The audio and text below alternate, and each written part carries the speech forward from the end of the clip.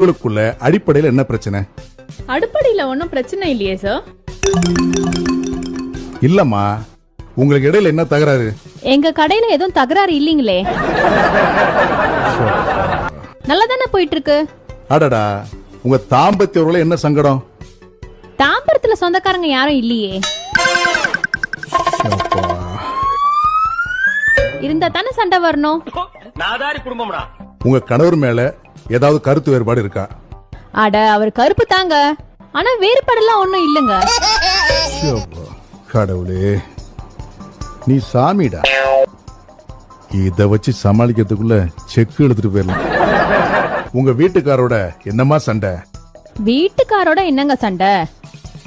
1ஆம் தேதி ஆனா வாடகை வந்து வாங்கிட்டு போயிடுவாரு. அவரு சந்தோஷமா தான் போவாரு. ஐயோ, இவனை காப்பாத்துறதால நம்மளை காப்பாத்திக்கிறாரு.